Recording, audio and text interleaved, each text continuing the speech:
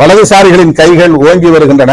அவர்கள் திட்டமிட்டு காய்களை நகர்த்துகிறார்கள். கடந்த ஒரு ஆண்டுக்கு மேலாக நாங்கள் அங்கம் வகிக்கிற மதசார்பற்ற முற்போக்கு கூட்டணியை பலவீனப்படுத்துவதற்கு எல்லா முயற்சிகளையும் சங் பரிவார்கள் மேற்கொண்டனர். குறிப்பாக விடுதலை சிறுத்தைகளை குறிவைத்து, குறிப்பாக என்னை குறிவைத்து எனக்கு எதிரான நடவடிக்கைகளை மேற்கொண்டார்கள் அல்லது நயவஞ்சகமாக என்னை அந்த கூட்டணியில் இருந்து பிரிக்க முயற்சி செய்தார்கள். இன்றைக்கு திமுக தலைமையிலான மதசார்பற்ற முற்போக்கு கூட்டணி கட்டுக்கோப்பாக களம் காண்கிறது என்று சொன்னால் அதற்கு விடுதலை சிறுத்தைகள் கட்சி, குறிப்பாக திருமாவளவன் மிக முக்கிய காரணம் என்பதை நான் பெருமிதத்தோடு சொல்ல கடமைப்பட்டிருக்கிறேன். எந்த ஆசை வார்த்தைக்கும் இணங்காமல், எந்த தூண்டலுக்கும் இலக்காகாமல் நான் உறுதியாக நின்று திமுக தலைமையிலான மதசார்பற்ற முற்போக்கு கூட்டணியை பாதுகாப்பதில் பங்களிப்பு செய்திருக்கிறேன். அதிலும் குறிப்பாக ஆட்சியிலும் பங்கு, அதிகாரத்திலும் பங்கு என்று விடுதலை சிறுத்தைகள் கட்சி தொடர்ந்து முழங்கி வந்த நிலையிலே இந்த தேர்தலில் ஆட்சியிலும் பங்கு, அதிகாரத்திலும் பங்கு என்பதை கோருவீர்களா என்று கேட்டபோது நான் திட்டவட்டமாக மறுதளித்தேன். ஏன் திட்டவட்டமாக மறுதளித்தேன் என்று சொன்னால்,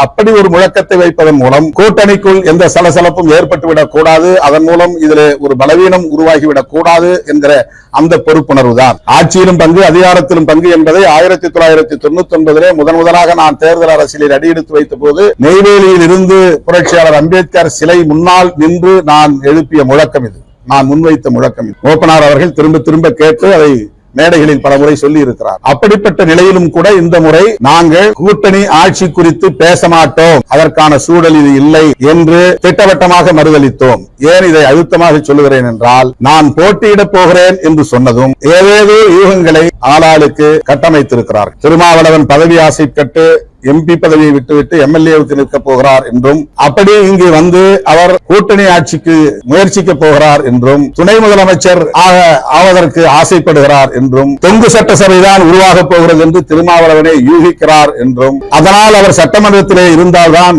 கூட்டணி ஆட்சிக்கான கருத்தை உயர்த்தி பிடிக்க முடியும் என்று அவர் கருதுகிறார் என்றும் ஆளாளுக்கு அவரவர் யூகங்களை எல்லாம் செய்திகளாக்குகிறார்கள். அதே போல நான் ஏற்கனவே போட்டியிட்டு வெற்றி பெற்ற 4 சட்டமன்ற உறுப்பினர்களில் 3 பேருக்கு வாய்ப்பளிக்கவில்லை என்பது அவர்கள் திமுக ஆதரவு நிலை எடுத்ததனால்தான் என்று மிக தவறாக அவதூறுகளை பரப்புகிறார்கள். நான் இந்த கூட்டணியில் உறுதியோடு நிற்கிறேன். நான் இந்த கூட்டணிக்கான அரசியலை பேசுகிறேன். அதைத்தான் 4 சட்டமன்ற உறுப்பினர்களும் சட்டப்பேரவையில் எதிரொலித்தார்கள். அவர்கள் நான் பேசாததை அங்கு பேசவில்லை, நான் சொல்லாததை அவர்கள் அங்கே சொல்லவில்லை. நான் வெளியிலிருந்து என்ன பேசுகிறேனோ அதைத்தான் எமது சட்டமன்ற உறுப்பினர்கள் சிந்தனை செல்வன், ஷானவாஸ், எஸ் பாலாஜி, பனையூர் பாபு இந்த 4 பேரும் எடுத்துரைத்தார்கள். அவர்கள் மிகச் சிறப்பாக விடுதலை சிறுத்தைகளின் அரசியலை பேரவையில் எடுத்து வைத்தார்கள் என்பதை யாரும் மறுக்க முடியாது. நான் அதற்காக பெருமைப்படுகிறேன்.